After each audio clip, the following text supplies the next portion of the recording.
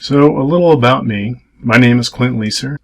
In all, I have just over 30 years of experience in a variety of roles, including board designer, FPGA designer, and as a firmware engineer. My previous employers include NEC and the Intel Server Group and Intel Labs. Most recently, prior to Lattice, I had my own design firm. I am based in Oregon. Linker scripts with Propel SDK.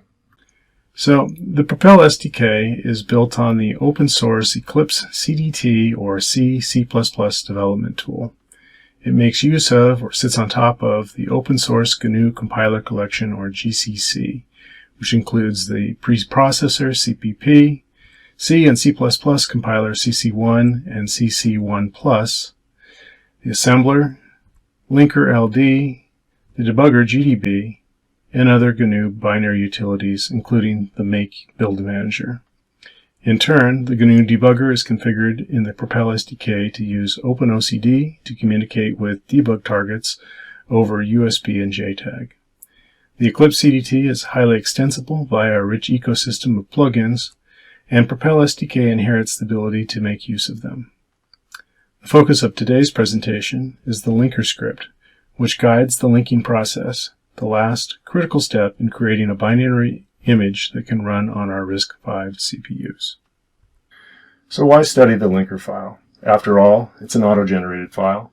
Why would we need to change it? Well, for simple designs, where instructions and data reside in the same single block of memory, the default linker script is generally going to be adequate. However, for designs with multiple memory systems, it becomes necessary to tell the linker where to locate the various pieces of code and data. For example, consider a system with both internal block memory and external DDR. It might make sense to put startup code and other critical routines into the lower latency internal block memory, while larger data structures might fit only in the DDR. In this case, the linker script would have to be customized in order to achieve the desired partitioning. Another situation that might require knowledge of linker scripts arises from the fact that the compiler cannot necessarily know, prior to linking, where a particular chunk of code or data will be located, or how much memory it might consume. In this case, what is needed is a way to communicate or back annotate that information into the machine code once those values are known. For example, the most recent version of the RISC-V RX adds a physical memory protection unit, or PMP. The PMP allows different access attributes to be assigned to different regions of memory. For instance, we might want only read and execute permissions associated with the region of memory that holds the code, while the region containing data would allow reads and writes, but forbid execution. However, in order to properly set up the PMP to achieve this configuration, the code needs to know where it and the data begin and end. This can be a bit of a chicken and egg problem, since the code can't necessarily know these details until after it is compiled, and yet it needs to know what values to write to the PMP registers. There are multiple ways to address this issue, but one of the more automated methods would be to have the compiler leave placeholders in the machine code that writes to the PMP. Then, at the end of the linking process, when the actual memory boundaries are known, the linker can be directed to swap out the placeholders with the final values. So we're all probably familiar with the basics of compiling a C++ project, but let's just do a quick review. We start with the C or C++ source files and any assembly files.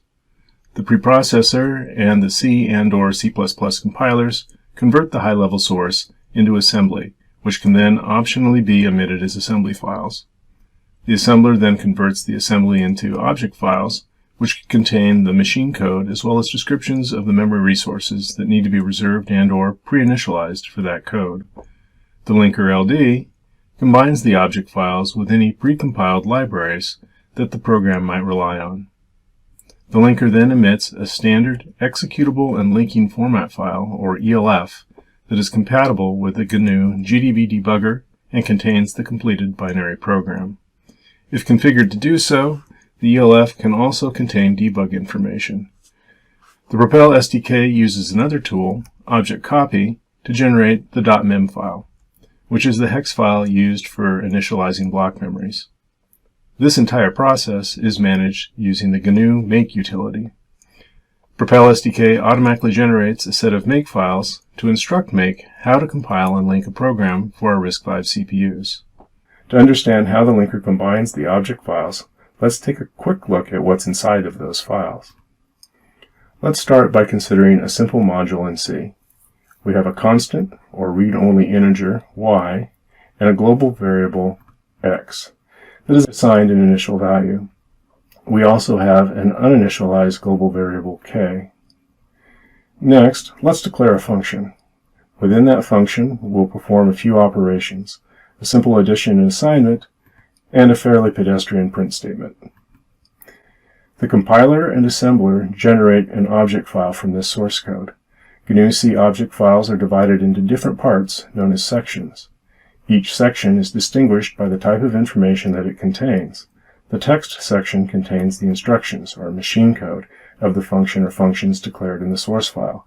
For example, the sequence of machine instructions that retrieve the value of y, add 5, and store the result in x would be placed in the text section. The read-only values associated with constant variables like y are located in the RO, or read-only data section. Similarly, the data section is the section associated with initialized static and global variables like x. Finally, uninitialized global variables like k are allocated space in a section called BSS. So, now that we have a better idea of what's inside of the object files, how does the linker combine these files to create the ELF output? Well, the Propel SDK default linker script, linker.ld, simply groups like sections together and puts them into an output section of the same name. So, the contents of all of the text sections are grouped together and placed into an output section named text. Similarly, all of the RO data sections are combined and placed into an RO data output section. Likewise for the data sections and for the BSS sections. The linker also reserves memory for the heap. The heap is a block of RAM from which the program can dynamically allocate memory. Similarly, space is reserved at the end of the image for the program stack. The amount of memory reserved for either of those two sections can be set via the Propel GUI, for the heap and for the stack. Another process that the linker needs to provide is resolution of symbols. In the simple program from a few slides ago, we had a call to the printf routine. The compiler will convert that call into one of RISC-V's jump instructions. The problem is that the jump instruction, in one way or another, will need the address of the print function in memory. But since printf is a function outside of this source file, the compiler can't know where the function will end up until the linker merges all of the object files. So the compiler leaves a placeholder, or symbol, that can be replaced by the linker in a process called symbol resolution. The linker will build a table of symbols as it merges the object files. Once the process of relocating the object files is complete, and the addresses are all known, the linker can go back and replace the placeholder symbols with the correct values. As we'll see later, it is also common for the linker script to insert symbols into the symbol table in order to provide information to the startup code, library, and other parts of the program. So, in the Propel SDK linker script, there are three principal parts. First, the entry command identifies the entry point, which is the first instruction to be executed in the program. The next key part of the linker script is the memory command. This command is used to tell the linker about the different memory regions that will be visible to the CPU. This includes information like the base address and size, as well as the accessibility of the memory hardware. That is to say, whether the memory region is readable, writable, and/or executable.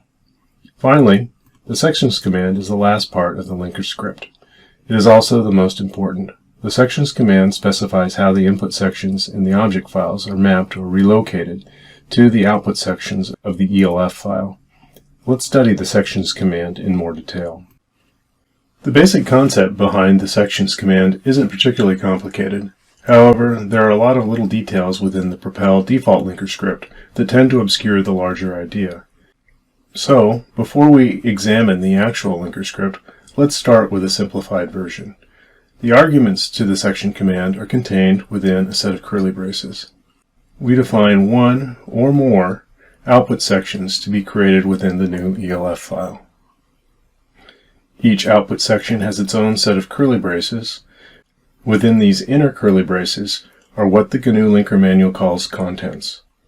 The contents are one or more lines describing which sections to include from which object files. At its simplest, a contents line is just a file name.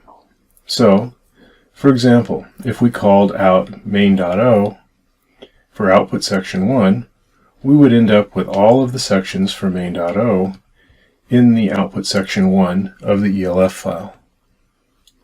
The linker script syntax also allows one or more sections to be specified within parentheses. So for instance, we can specify just text, and the ELF will receive only the text section from main.o. The syntax also permits wildcards. If we replace main.o in the script with an asterisk or star, we get the text sections not just from main.o, but also from those from utils.o, pic.o, and any other object files in the project. Similarly, we can select the read-only data sections from each of the files, and so on, for each type of section that can be found in the object files. So a quick note on section naming. The section names in the input object files are the default names generated by the compiler. Unless the firmware developer explicitly overrides them, we can expect to see the names text, ROData, data, and BSS.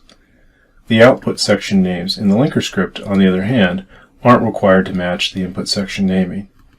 However, it is conventional to do so when possible. So now that we've covered the basics of the sections command, let's take a look at the actual linker script within Propel SDK. When we open linker.ld within the IDE, we initially get a GUI view of some basic linker parameters, including the size of the heap and the size of the stack. This view provides sufficient control of the linking process for relatively simple designs, and can even do some basic partitioning to place code and data into separate memory regions. However, if we want greater control over the linking process, we're going to have to edit the actual text of the linker script. We can see that text by selecting the linker.ld tab at the bottom of the edit pane. So here's the actual text of the linker script. We have a comment at the top to remind us that this is an auto-generated file. Linker.ld will be overwritten when the user forces an update to the C/C++ project and selects the option to regenerate the linker script. The next line is the entry command. Again, this command is used to identify the point in the program where execution is to begin. Note that the argument to the entry command is the _start symbol. This particular Propel project is based on the Hello World template for the RISC-V MC. Startup code for this template is in the file crt0.s under the BSP's CPU drivers. So if we look inside crt0.s, we see the same symbol, _start, that we saw as an argument for the entry command. This has the effect of marking the first instruction in the file, this jump, as the first instruction in the entire program to be executed. As we'll see when we look at the sections command, this entry command is a little redundant, as the definition of the text output section achieves the same result on its own. The next lines in the linker script are simply there to ensure that values are assigned for the heap and stack sizes. If those variables aren't already defined elsewhere, for instance by the GUI, then default values are assigned. The next command is the memory command. This command is used to define the memory regions that are visible to the CPU. As this is the default linker script for the Hello World template, there is only one memory region, the one in the template's system memory block. If we look at the SOC project in Propel Builder, we see that the tool automatically adds the system memory block to the linker file. This region name is arbitrary, however it makes the linker script more readable to give it the same name as the block in the SOC design. After the region name, we have the attributes field. This field is a way to communicate to the linker what the underlying hardware is capable of and how it is to be used. It does not cause the hardware to restrict access. A region whose underlying implementation is RAM could still be written to by the firmware even if the write permissions were omitted here. Next, we have the origin field. This specifies the base address of the memory region, while The length field specifies the size of the memory region in bytes. If we look at the Address tab in Propel Builder, we see that the base address and length correspond to what has been automatically entered into the linker script. Let's expand the view and scroll down to the Sections command. If you haven't seen one of these scripts before, the syntax can be a little perplexing. However, keep in mind that the basic functionality is still the same as what we showed in the simplified example: to specify input sections from the object files and relocate them to output sections in the ELF file. As with the simplified example, the first output section to appear in the command is the .text section. Many processors require their instructions to be aligned to a word boundary. Our RISC-V cores will throw an exception if they encounter an instruction that is not properly aligned to a 32-bit, or if compressed instructions are enabled, 16-bit boundary. The purpose of this align keyword is to force the linker to set its output location counter to a particular boundary. The argument of 4 specifies 4 bytes, or 32 bits, the native instruction width of all of our RISC-V cores. This ensures that the code will be properly aligned when it is relocated into the ELF. So, I just mentioned an output location counter. What is that exactly? The output location counter is a built-in linker variable. It tracks the next memory address to be written to in the output file. In GNU linker scripts, the output location counter is represented by a single period, or dot character. The dot variable can be read from in order to take a snapshot of the current output memory location and store it in a symbol.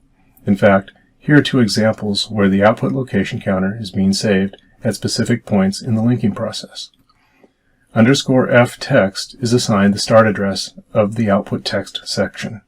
This should be address 0, as that is the initial value of the location counter, and it is not assigned a different value prior to this line in the script. Likewise, _etext is assigned the address of the end of the text section.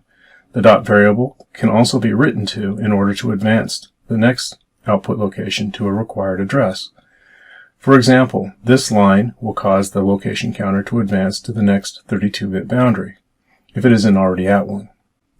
The remaining lines in the text output section perform the task of selecting input sections from the object files. This line does most of the work, as it causes the text sections to be imported from the object files into the ELF. The asterisk, or star, is the wildcard that selects all of the object files. Inside of the parentheses, we have a list of possible text section names that the compiler might write to an object file. We are familiar with the .text section name from the earlier simplified example.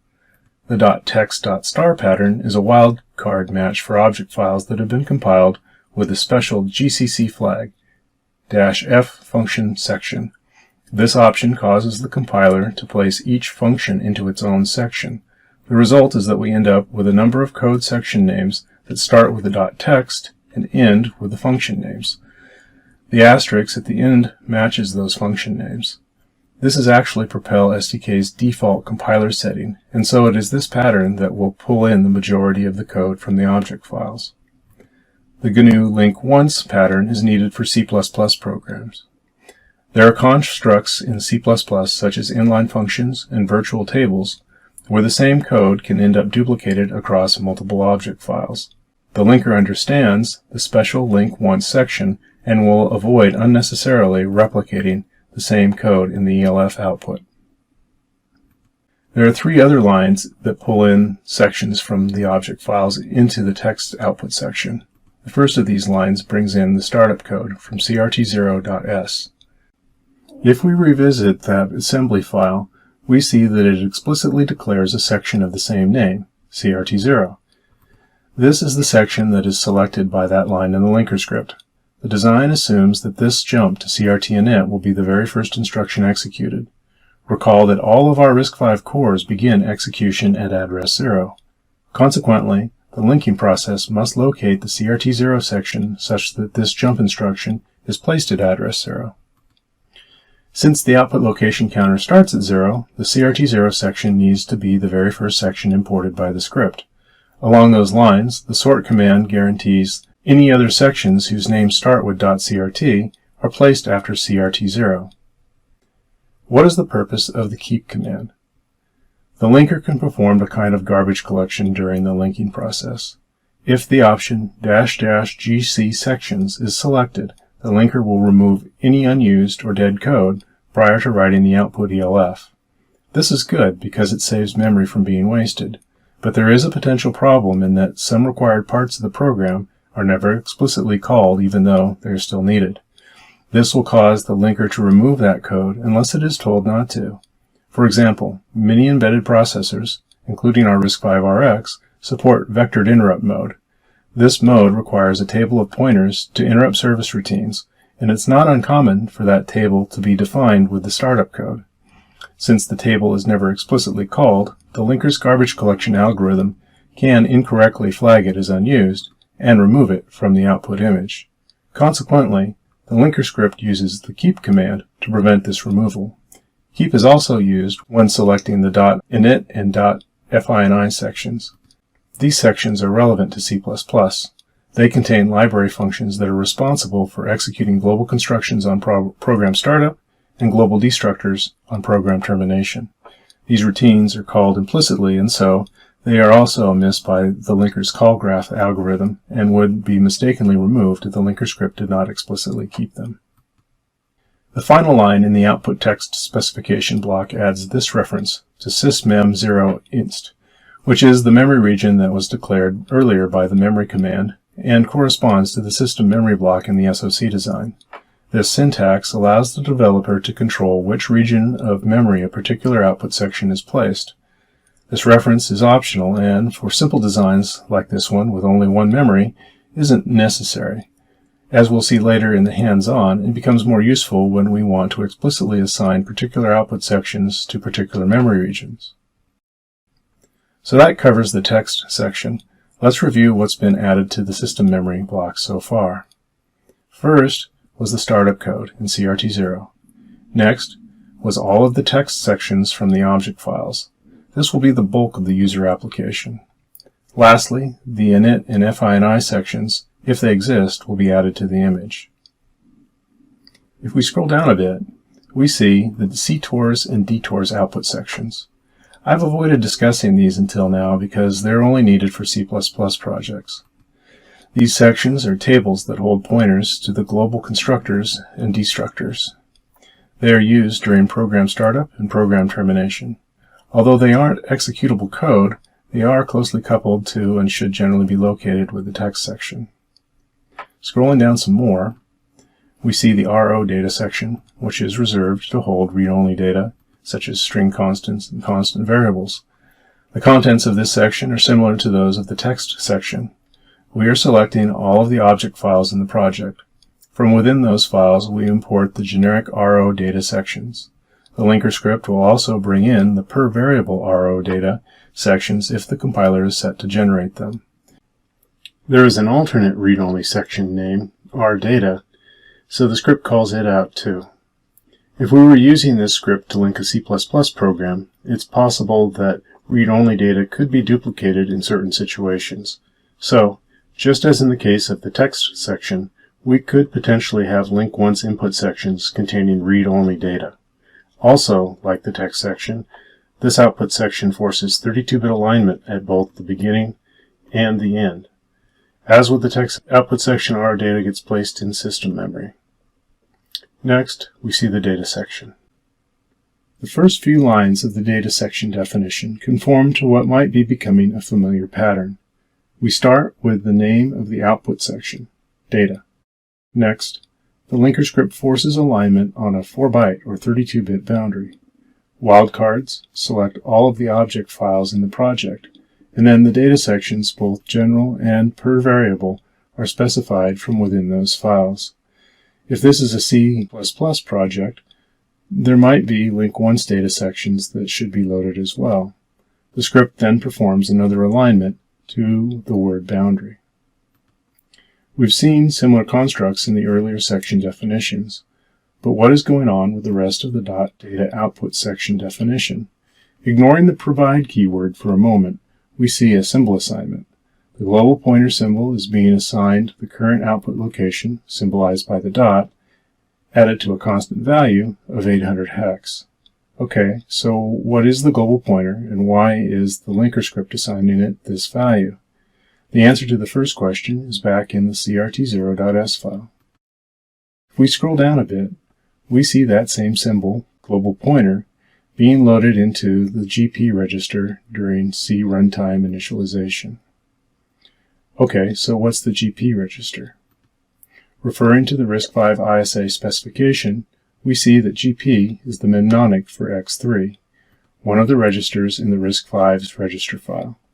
While all of the RISC-V registers except for X0 are general purpose, the specification does define usage conventions for each. A conventional use for the GP register is as the global pointer.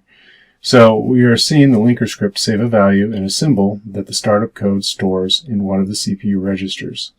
So why is this particular value being selected, and what is it being used for? So at the beginning of this output section definition, we added data sections from the object files and aligned the output locator to the 32-bit boundary. That means that the output locator is pointing to the end of the recently added data sections, but global pointer is being assigned a value of 800 hex greater than that. This might seem a little bizarre, but consider the RISC-V instruction set and, in particular, the instructions for loading and storing data to and from memory. From the RISC-V 32-bit specification, here are the definitions for the load and store instructions. These instructions are the way that data is transferred between the RISC-V's register file and its 32-bit address space. In RISC-V, the instruction width and the address bus width are the same. Consequently, there is no way to access an arbitrary address using a single instruction. The instruction would have to store all 32 bits of the address, and there wouldn't be any bits left over for the opcode. The RISC-V ISA designers chose to define load and store instructions that use a register as a base address and encode a 12-bit signed immediate value as an offset.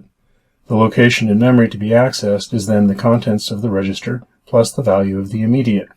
This design decision is in keeping with the RISC-V ISA designers' overarching objective to keep the CPU decode logic simple. The downside is that if you want to access any arbitrary memory location, you're going to need at least two operations, one to preload a register with a base address, and a second to perform the actual load or store. But what if you could organize your data so that most or all of it falls within a 12-bit addressable window, and if you could reserve a register that always points to that window? Then you wouldn't need to preload a base register and would only need a single instruction to read or write important data. This could be a significant optimization for programs that perform a lot of memory accesses. Note that the immediate value in both the load and store instruction is sign extended, meaning that it can be either positive or negative. This means that the dedicated register would need to point not at the base of the data window, but at the middle. Returning to the linker script. The global pointer assignment starts to make a little more sense. By convention, the GP, or global pointer register, serves the role of that dedicated pointer to the data window. For RISC-V, there is an option in the GCC compiler, -m small data limit, to place all data types smaller than a user-specified number of bytes into special small sections within the object files. These small sections, sdata and srodata, are what the linker script is selecting with the remaining lines of the data output section definition. In this way, the linker places the variables that are most likely to be accessed via simple load and store operations within the range of the global pointer. This can be a significant optimization as it cuts in half the number of instructions required to perform many of a program's memory accesses. It's also an example of how optimization at the toolchain level can have a big impact on RISC-V performance. Before moving on to the next section, I need to circle back to that provide keyword. Provide takes a symbol assignment as an argument and only performs the assignment if the symbol isn't already defined elsewhere in the program. In this case, the assignment is to the global pointer $sign symbol, which, as we saw earlier, is used by the CRT0 startup code. If CRT0 or any other part of the program assigned its own value to the global pointer $sign symbol, then provide would have skipped the assignment in the linker script. So, theoretically, a firmware developer could override the global pointer assignment in source code without modifying the linker script. With that covered, let's move on to the BSS section. So, for historical reasons dating back to the 1950s, BSS stands for Block Start By Symbol. The purpose of the BSS section is to reserve space for global and static variables that are not initialized by the source code. In the C language, such variables are required to be zeroed out. However, instead of storing a bunch of zeros in the output ELF, this zeroing of the BSS section is typically performed at program launch by the C startup code. The purpose of the no-load keyword is to tell the linker not to include the actual BSS data in the ELF. This avoids growing the output binary image unnecessarily. BSS start captures the value of the output locator at the beginning of the BSS section, and BSS end captures the value at the end of BSS. Together, these two symbols tell the C startup code where to start and stop zero initializing the memory. If we take a quick look at CRT0.S again, we see that the assembly uses the BSS start and end symbols to initialize a couple of registers, and then loop from start to end, zeroing each word along the way until the entire BSS region has been zeroed out. So, even though the linker script doesn't cause initialization to be written to the output image, it still determines the locations of the uninitialized variables in memory. Note that as with the small data and small read-only data sections, there can be small BSS input sections in the object files. The linker script places these before the standard BSS input sections, where they are more likely to be within range of the global pointer register. Scrolling to the end of the file, we see the output section definitions for the heap and the stack. Note that neither of these output sections have corresponding sections in the input object files. As with the BSS section, the linker script is simply reserving space in memory, without actually placing data into the output image. This is why both output sections use the no-load keyword. Walking through the heap section, we see a couple of symbol assignments for use by the different potential versions of dynamic memory management libraries like malloc. The next line simply advances the output location counter by the heap size defined in the GUI tab. The script then assigns two more symbols, these capturing the end address of the heap, for use by the dynamic memory management libraries. The stack is very similar. Again, we have a symbol assignment to capture the location of the beginning of the output section.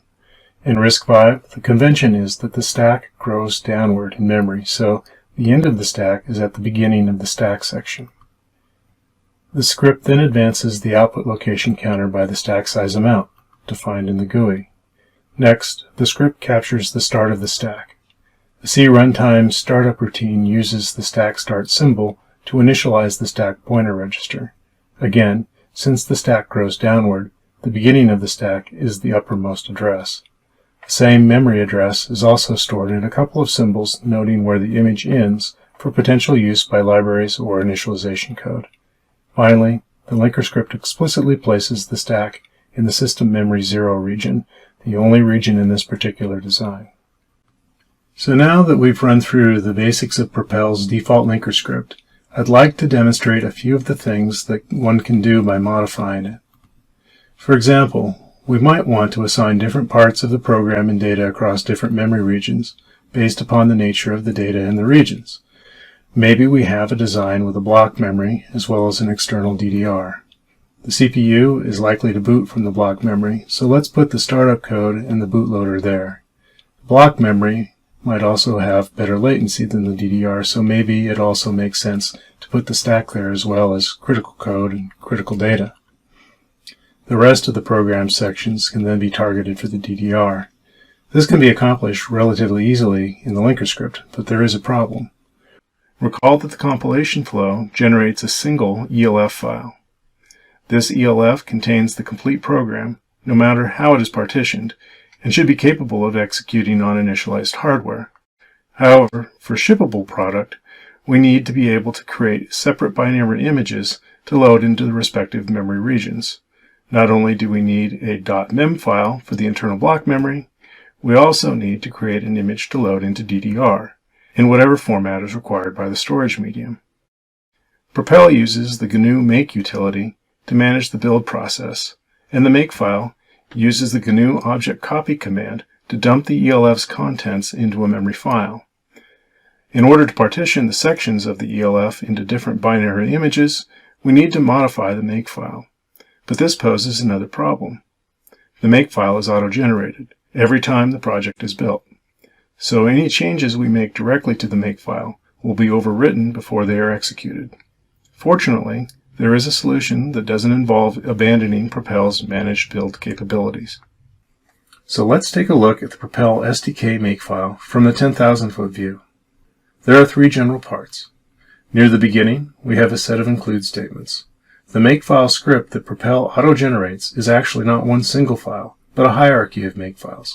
For each directory in the source code, the tool creates a partial makefile with just enough scripting to compile the code in that respective directory. The include statements import all of these partial scripts into the primary makefile to be used by the rules to build the project. The next general part of the Propel makefile contains variable assignments. These variables are used in the next section, the rules section. The rules are the heart of the makefile. Each rule specifies what is to be built, what items are needed to build it, and the steps required to do the building. Let's take a quick look at the GNU Make manual to see the syntax of a rule. So a rule consists of a target, which is the name of the file to be created, or the action to be performed. The prerequisites are a list of files or other targets that must be up to date in order for the target to be properly generated. The target and prerequisites are separated by a colon. Subsequent lines constitute a recipe. A recipe is an action or sequence of actions that must be performed in order to create the target. Note that in the default make configuration, recipes must be indented by a true tab character. In addition to the three main parts, the auto-generated makefile also has imports for three user-definable files, one each at the beginning, the middle, and the end. By default, these files do not exist, and Make will simply ignore the include statements that specify them. However, if the developer creates one or more of them, their contents will effectively be inserted into the makefile at the location of their respective include statement. In this way, they can be used to alter the build process. Let's take a very quick look at how that might be done. The first rule within the primary makefile is the rule for the all target. All is included by convention. As the name suggests, running make all causes everything in the project to be built. When we tell Propel SDK to build a project, it is the all rule from that project's makefile that is run. The all target is not a file, and so it doesn't need to have a recipe describing how to create it. What it does have are prerequisites, the first of which is the output ELF file. The ELF file has its own rule, and, as one might expect, the ELF's principal prerequisites are all of the object files in the project. A recipe is the step or series of steps to create the target. In the case of the ELF, this is a command to invoke the GNU linker. The all target has another prerequisite called secondary outputs. Like the all target, the secondary outputs target is not a file and doesn't need a recipe. One of its prerequisites is a variable named secondary memory, which is defined earlier in the script's variables section. Like all makefile variables, secondary memory is a string. It contains the name of the .mem file, and so program.mem is a prerequisite of the secondary outputs target. Recall that the .mem file is built by exporting the binary image from the ELF file. So, as one might expect, the ELF file is a prerequisite for the program.mem rule, and the recipe consists of commands to generate the program.mem from the ELF. So, when we tell Propel to build the project from the GUI, make is run for the all rule. In turn, the all rule causes the rules for the ELF and for the secondary outputs target to be invoked. Because the secondary memory variable contains program.mem as a value, the rule for the .mem file is run and the file is created. So that's the basic summary of how the makefile works for the default project. Now let's say we want to generate a file in a different format, Intel hex for example. Modifying the primary makefile isn't an option. The tool would just overwrite our edits on the next build. Fortunately, Propel's default makefile includes a reference to the user-definable makefile.targets. What we can do is create a makefile.targets file at the top of the project hierarchy. Any text that we put in makefile.targets will effectively be inserted into the primary makefile with no risk of it being overwritten. Let's add a rule to create the desired hex file. We'll call our target program.hex. Like the .mem file, this file will need the latest version of the ELF before it can be built. Once the ELF is built, Make can run the recipe, which we can define as the shell commands to generate an Intel hex file from the ELF. Great, but there's still a problem. Program.hex is not a prerequisite for the all rule, or for one of the all rule's prerequisites. So, our hex file won't be created when we tell the GUI to build the project. Fortunately, there is a solution. The makefile imports the user-definable makefile.defs file just before the variable definitions. So, just like with makefile.targets, we can create a makefile.defs and use it to append the name of the program.hex rule to the string contained in the secondary memory variable. Now, program.hex will appear in the list of prerequisites for the secondary outputs rule. So when makeall is invoked and secondary outputs is run as a consequence, the recipes for both program.mem and program.hex will be run. The required hex file will be generated, and we've done all this from within the Propel SDK GUI. So now that we've gotten the 5-minute primer on makefiles, let's apply these ideas using the tools. In this hands-on activity, we're going to modify the linker script to partition a program between different memory regions and customize the makefile to generate appropriate memory initialization files. This hands-on uses a pre-built RISC-V SoC design. The design adds a second system memory block to the Hello World template. We have a 16 kilobyte block that's called Startup Mem and a larger 128 kilobyte block called Main Mem. Startup Mem will have a base address at the RISC-V's reset vector, which is address 0. And Main Mem's base address will be way up at 40,000 hex. Looking at the design in Propel Builder, we see the startup memory block and the main mem block. If we switch from the schematic view to the address view, we can see that the startup mem block base address is at 0 and its size is 16 kilobytes. The main mem block base address is at 40,000 hex and its size is 128 kilobytes.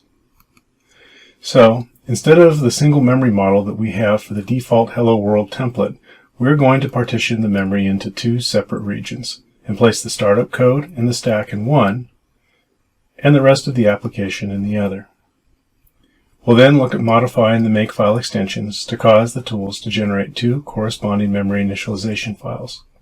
And, time permitting, we'll run this code on real hardware via the debugger. Admittedly, this is somewhat of a contrived exercise. However, it does illustrate a basic pattern that can be seen in designs where more than one memory device is present, such as when an external memory controller is attached to the CPU, in addition to an internal system memory block. The SCON23 EMB linker hands-on.zip file contains the files that we'll use for this activity. So, the archive contains the SoC project. We won't be modifying this part of the design today, but I've included it for reference. I've added an empty workspace directory. We're going to be importing this SDK firmware archive into the workspace where we can modify the linker script. This is the bitstream for the synthesized SoC design. We'll be loading it into the Certus Pro NX Versa board once we've modified the linker scripts. Finally, there's a document that covers the steps in this hands-on, so you can follow along or work at your own pace. Once the materials have finished unzipping, please launch Propel SDK 2022.1.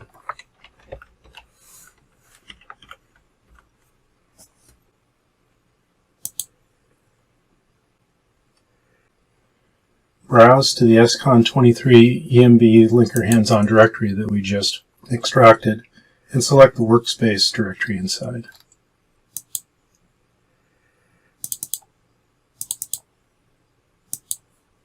Select folder and click launch.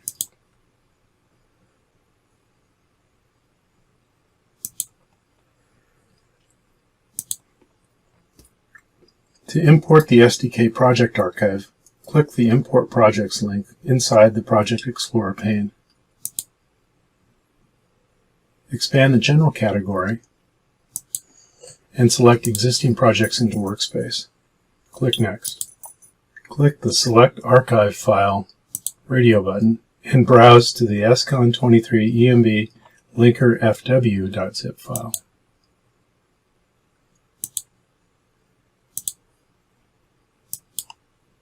And click Finish. Build the Part 1 project by selecting the project in the Project Explorer pane and then clicking Project, Build All. Wait for the build to complete and verify that there are no errors or warnings reported in the console. Now, expand the project and expand the debug directory. Open up Part 1 LST. We're going to take a look at the addresses of the various sections in the default project. Note that none of these sections are located in the upper region of memory that starts at 40,000 hex. We're going to make some modifications to the linker script and see how that changes. Expand the source folder within the Part 1 project and open up the linker.ld file. In the linker overview GUI, change the code and data dropdowns from startup mem_inst to main mem_inst. This just saves us a little bit of time when we're going to be modifying the text of the linker file, since most of the sections are going to be in main memst anyway. Click the linker LD tab at the bottom of the pane. Note that the memory section now has two memory regions in it, one for each of the system memory blocks within the design. Now what we want to do is add a new section to the code. This will be for the first memory block, and it will be associated with the startup code. We're going to call this startup_text. This code is also in the hands-on guide, so you could copy and paste it if you wish. Like all text sections, this section is aligned to a 4-byte boundary. And within this, we're going to be selecting one file, the CRT0 file, CRT0 object file. And so we're going to give it the full path. Be source BSP driver RISC-V_MC / CRT0.O for object file. And we're going to be locating this in the startup mem_inst memory region. Let's also change the name of the text section to reflect that there are multiple text sections. So we'll call this one main text. And we'll scroll down to the bottom where the stack is defined. And we're going to be changing that memory region from main mem_inst to startup mem_inst. So now we have two regions, the startup text region and the stack region. It'll be located in startup mem_inst. Go ahead and save the linker script. Linker LD is not a prerequisite in the makefile, so we need to clean the project after making changes in order to force a rebuild. So right-click on Part 1 project, click Clean Project, and then we're going to rebuild. So right-click again and build the project. And we should see no errors and no warnings. Let's open up that Part 1 LST file again and see how it's changed. So now we see that startup_text, the new section that we added, and the stack are both in the lower regions of memory. However, everything else has now been moved up to that second larger block of system block memory and is now located at 40,000 hex or above. Let's take a look at the makefile targets file that I've added to this project. Inside of here we have two rules, one for Part 1 startup.mem and one for Part 1 main.mem. These will be the initialization .mem files for the two regions of memory. And we select the different sections corresponding to each to extract them into the mem file. So let's go ahead and do a build.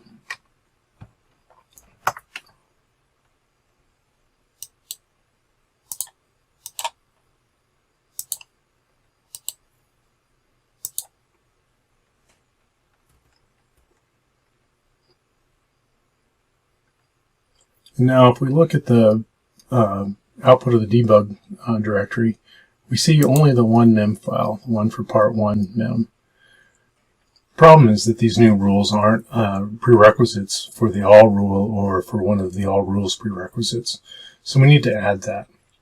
And like we discussed in the presentation, we can do that by adding a makefile.defs file. So we'll go to New, or right-click on the project, go to New, File, and we'll type in makefile.defs. Finish. Let's open up makefile.defs. And again, this little snippet of code is available in the user guide. But let's go ahead and just type it in manually. So we're going to be adding to an existing memory, secondary memory. We'll use the append operator in makefiles, which is a plus equals. And we'll use a line extension character, a backslash. Note that makefile is, the make utility is sensitive to white spaces after backslashes, and will generate an error if you leave a white space there. So let's make sure there's no white spaces after the backslash character. And we're just going to add the two new rules that we created. Part 1, startup.mem, again a backslash character, and part 1 underscore main.mem, the backsplash, and then we have to add a carriage return to properly append that. Save this, and let's rebuild. And we can see we now have our main and startup.mem files that have been created. So let's go ahead and put this into some real hardware. First of all, let's check your Certus Pro NX Versa board and make sure that jumpers 32 and 33 are set properly for UART operation. That would be on positions 1 and 2 of each of the respective headers. Then let's go ahead and hook up the 12 volt power and the USB connection to your PC. And finally, turn on the board by using the slide switch. Once the hardware is all hooked up, let's go ahead and launch Radiant Programmer.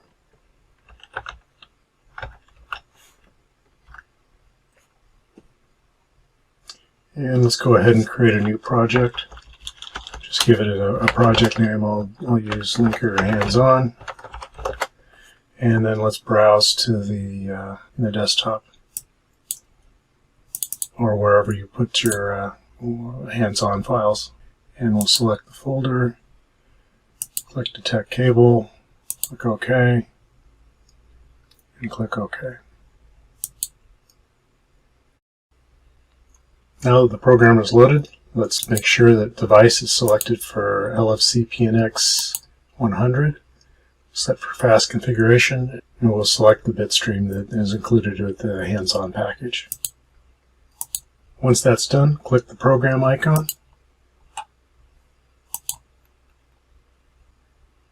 Verify that the operation is successful in the output.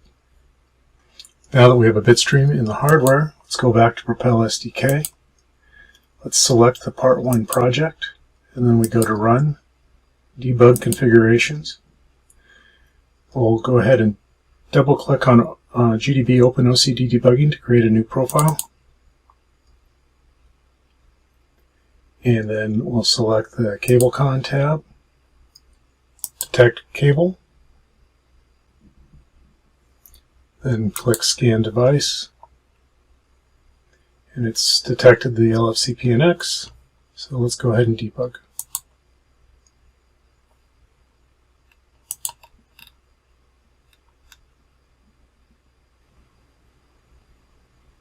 Go ahead and switch to the debug perspective.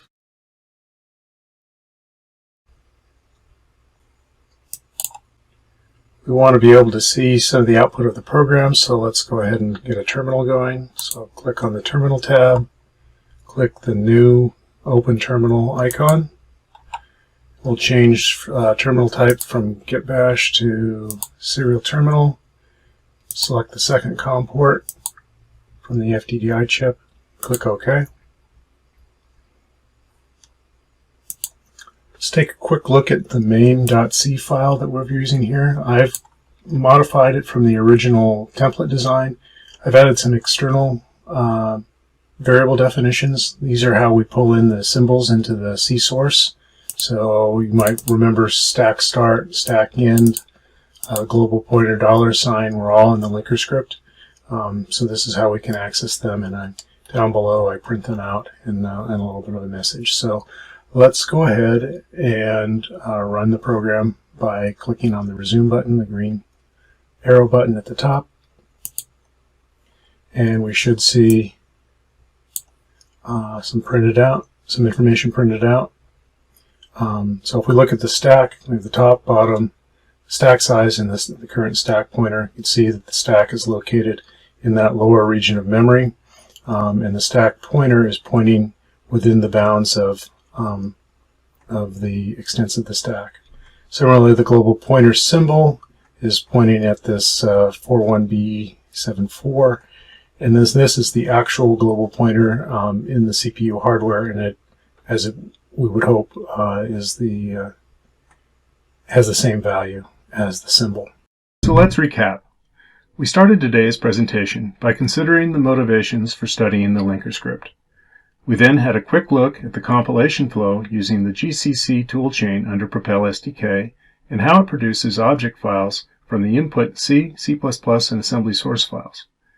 We saw how the different parts of the object files, such as text and data, can be grouped together and positioned relative to each other using relocation. And we saw how symbol resolution can be used to convey information between the source code and the linking process. We then took a walkthrough of Propel SDK's default linker script, and we also looked at parts of the C runtime library routine to get an idea of how these concepts are applied. Armed with that information, we can rearrange different parts of the program as we see fit, but we still might need to modify the build flow to produce the correct output files. So this presentation also took a brief look at Propel SDK's auto-generated makefile and pointed out that it pulls in optional user-definable include files that can be used to customize the build process. Finally, we put all of these concepts together with a brief demonstration. So let's use the time we've got remaining to answer some questions. The first question is, why does the stack use 8-byte alignment instead of 4 like the other sections? The short answer to that question is it's a kind of a legacy thing amongst our linker script. The longer, more detailed answer is actually for the stack, that should be 16. That's the requirement from the RISC-V application binary interface, or which specifies the calling convention for RISC-V, and it defines requires a 128-bit alignment, or a 16-byte alignment for the stack. So we're actually going to be, that should be updated in the pending release, the 2023.2 release of Propel. So you should be seeing that change for the stack in the next release. The next question is, why do I need to rebuild the entire project when I make a change to the linker script? This is kind of something we've inherited from, this behaviors we've inherited from Eclipse CDT, and it can be a bit of an inconvenience, especially if you're modifying the linker script a lot. So what I tend to do if I'm going to be making modifications to the linker script is I'll use that makefile.defs to add a dependency on the linker script, linker.ld, to the recipe for the ELF file, and then that way you get it added to the dependencies, and it gets automatically you automatically relink when linker script changes. Can I place variables from the same module into different parts of memory? Short answer is yes, you can.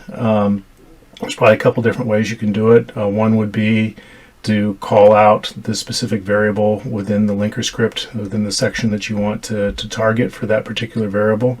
Another option would be to use the GNU attributes keyword, which you could look up in the GNU compiler manual, but you can assign a section attribute to the particular variable or function for that matter, to force the compiler to put it into a custom section instead of one of the defaults. I think that's about the time we have for today. If you have any more questions, we'll try to address those offline. Thanks again for your attention, and have a great rest of your day.